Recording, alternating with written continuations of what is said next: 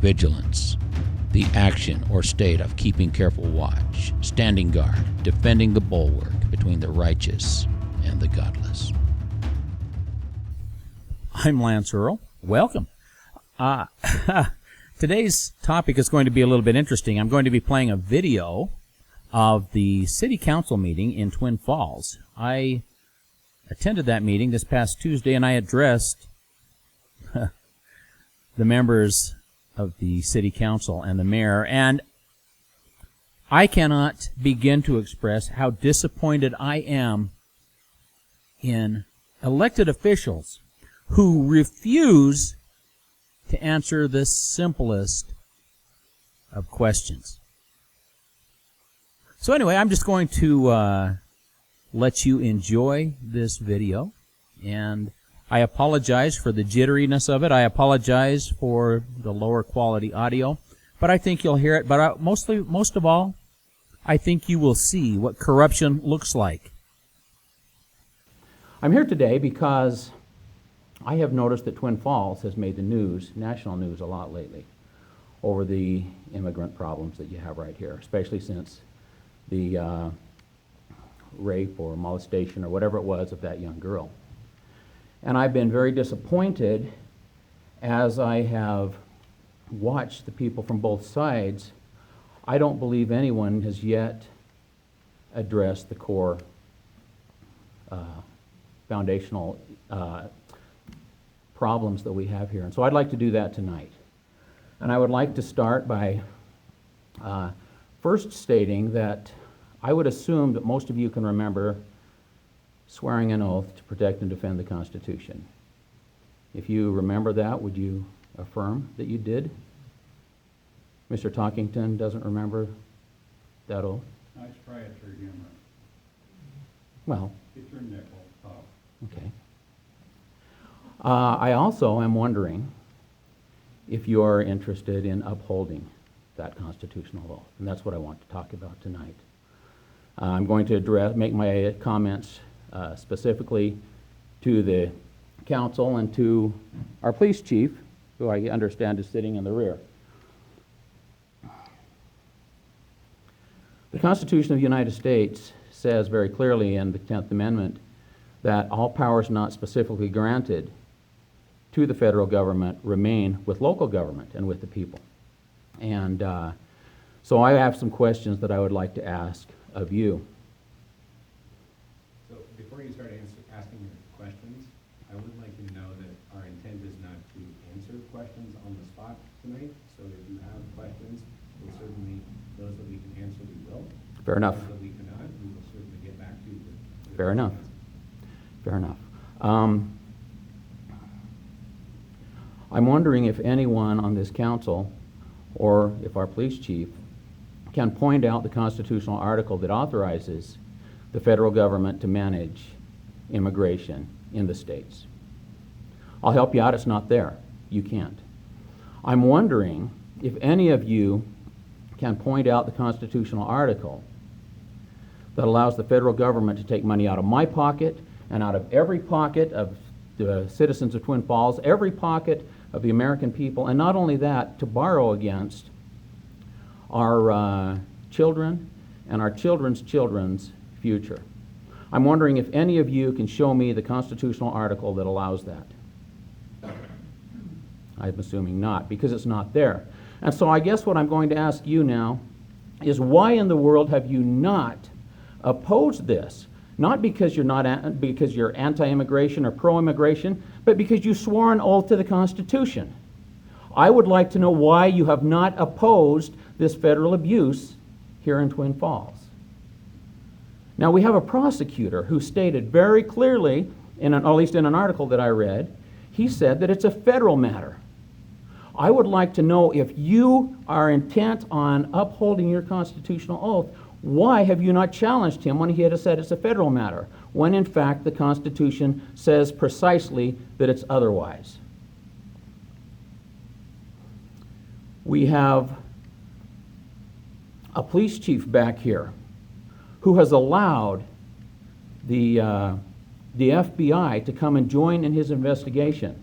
And so, sir, I will ask you, What part of the Constitution allows the federal government to be involved in policing activities inside the states? I'll save you some time. It is a violation. You cannot do that. We have a United States attorney who has interjected herself in here and actually made threats to anybody that may want to say something about this case of this young girl. And I would like to know why you people have not stood up and said that she has no authority here and told her that no more intervention will be allowed. I'm asking you why you haven't done that. And specifically with this police chief who has stepped over the line not only on this issue of allowing the FBI to come in and rob the people of Twin Falls of their rights and to usurp power, I want to know why you, the city council, why you, the mayor, sorry about that, why you have not asked for his resignation. If he's going to violate the Constitution of the United States, he is an empty uniform, and he should not be here. I would like to know the answers to those questions. Will I get an answer? We will certainly address issues with policy and procedure. Personally, I believe that much of what you're talking about is your interpretation of the Constitution. Well, then let's dig it out. So, Mr. Mayor, let's dig it out and let's go through it. Earl, your time has expired. We will get back to you on the issues that you have raised. Thank Okay. you. To the rest of you people out there, if you are tired of the trajectory that our nation is on, that our state is on, that our city is on, there are things that we can do, and it starts with taking care of this and taking care of that. And I will be right outside this door because I would like to help you do that. Thank you for your time. Anyone else wishing to address the council this evening?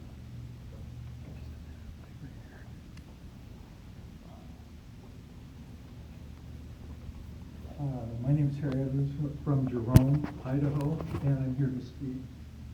I'm going to donate my time to Mr. Earl here.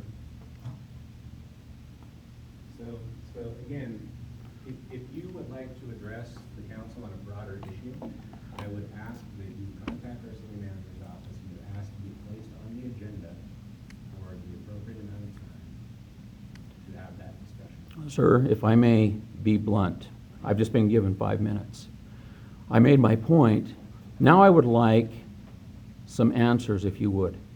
Sir, speaking to you, Mr. Mayor, what part of the Constitution allows you to allow the federal government to import people into this state, into this city? There is none. And so I would like to talk a little bit about what immigration would look like. Mayor, you're the parliament. So again, sir, that your time is finished. I've got 5 minutes that he gave me. So, I would, excuse me, I'd like to ask for advice from our legal counsel, if you would please step aside from the mic. Excuse me. You're not adding this time, are you? Before we get legal counsel? Excuse me. Go ahead. Let's get some counsel. well, let's do it. Yeah. Okay, so we do not allow people to give time to other people during the course of any public hearing. You've never permitted it during the entire history of the city council, so I would suggest that you not do it here tonight. I would suggest that no one has ever asked before. I don't think there's precedent. I would also say there's no time limit mentioned on this agenda Well, for I- public input. I, Have at the they, beginning of the meeting, have they said- done that before? Yes, we do it quite often. Well, why isn't it publicized? We do it quite often. Why isn't it publicized? I'm sorry, we'll make sure that we write on the agenda. Well, you need to Time tell limit. everybody how much time they're gonna No, have to speak okay. in an open forum, Mr. in a Edwards, public situation. Mr. Edwards, What do you want? I want you to stop talking, Why? because I I'm had trying- 5 minutes. I'm still talking. This is my 5 minutes. So, my five- Mr. Earl, your time has expired and you cannot address the council anymore. If you wish to address us next week, or if you Maybe we wish could to have a be- conversation. If you wish to be. Can I answer his questions? Yeah, let him answer my questions. He has the time. Yeah. Is my time up yet? Are you with going- exception of council- Are you going to address the council on something that we can actually address with you, or are you going to just stop this? Doesn't it say here, General public input. I'm giving you some input.